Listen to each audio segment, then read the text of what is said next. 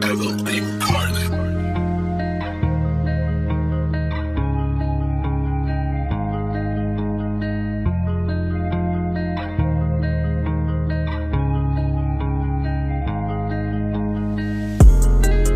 Mưa nam bơi tao in trường ta khi cho ya phải ya trái cái liều khá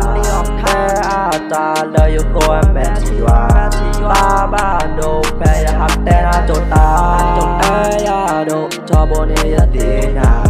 ba cô ba gọi ta nè ya tiền nhà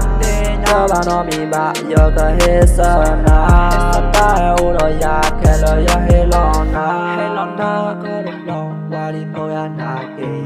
lẽ yêu cô nè ta phố mà lòng quê yêu cô nè đưa lòng đâm bát chi đừng ghê ta xui anh đây qua đi tôi anh hạ kỳ thế na đông cơ lưu đau quen ta đi nằm nọc cái cái tên này giờ các ba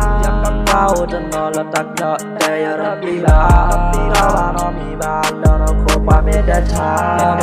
bây giờ ta khe u đã quen lỡ còn trôi ta la ba bây giờ phơi phô khá khi phô từ qua bay na đôi đi à tờ ô ba lên là từ ta từ là bây giờ là ta qua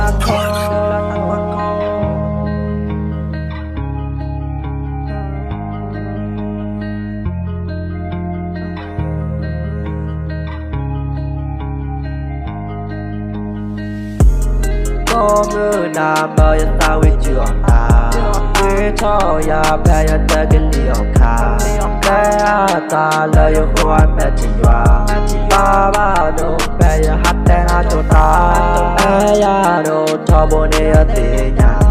ba cô bao ta nè ya tiền nhà cho ba nó mi ba ya có hết sợ na ta yêu rồi ya cái lời ya hết lo na mưa nam bơi tao in trường ta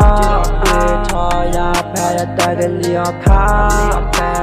ta lời yêu cô em bé chỉ hoa ba đồ phải ya hát tên cho